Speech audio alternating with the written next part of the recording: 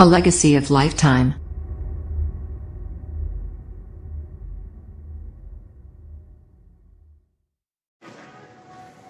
जय श्री राम दोस्तों, कैसे हैं आप सब।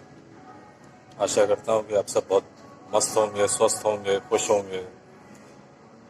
आज हम लोग बात कर रहे हैं यदुवंश के ऊपर। मेरा पिछला एपिसोड आपने देखा आजमगढ़ के एक युवा नेता, उभरते हुए नेता के साथ, जिन्होंने यदुवंश और यादवों को एक उपेक्षित, एक असहाय के रूप में प्रकट किया। और उस एपिसोड ने मुझे इस बात के पीछे शोध करने के लिए मजबूर किया कि यदुवंश वास्तविक रूप से कहाँ से स्थापित हुआ, कहाँ से इसकी शुरुआत हुई और कैसे आगे बढ़ा।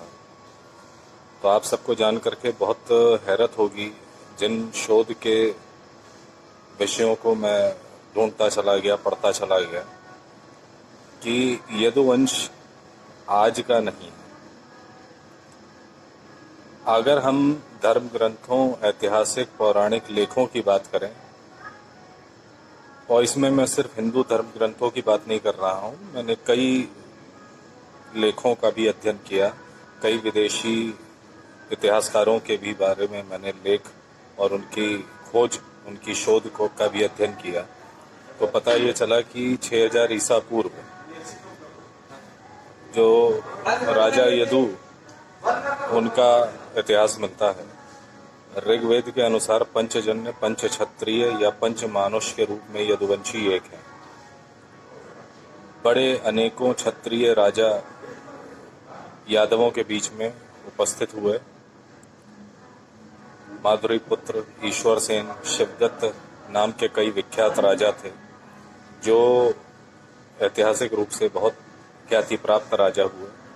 और यदुवंश पांच क्षत्रियों के रूप में, पंच जन के रूप में, पंच मानुष के रूप में स्थापित था।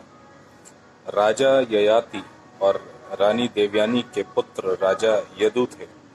ऐसा विष्णु पुराण कहता है कि राजा ययाति अपने यदु नाम के पुत्र से उसका यौवन चाहते थे, मांग रहे थे, पर महाराज यदु ने अपने पिता की विलासिता के लिए अपने यौवन की बलि देना उचित नहीं समझा। इस कारण उन्होंने, राजा ययाति ने महाराज यदु को अपने वंश से अपना नाम देने से मना कर दिया। तदुपरांत राजा यदु और उनके पुत्रों के द्वारा यदुवंश की स्थापना हुई। आज अगर हम देखते हैं तो भारत में यदुवंशीय जातियां जैसे यादव, पंजाबी, सैनी, आयर, जडेजा, भाटी, राजपूत, जादौन, अहीर या भीर कई रूपों में उपस्थित मिलते हैं। तो आज आर्थिक उपेक्षा या आर्थिक सबलता, निर्बलता वो एक अलग विषय हुआ, पर यदि कोई भी व्यक्ति यदुवंश को निम्न श्रेणी का बताने का चेष्टा करता है तो मेरे ख्याल से वो गलत करता है। यदुवंश अपने आप में एक क्षत्रिय राजवंश का स्वरूप है और उनके गुण हर यदुवंशी के अंदर मिलते हैं, आज भी मिलते हैं। तो यदुवंश एक श्रेष्ठ, एक अपने आप में उच्च कुलीन घराना रहा है।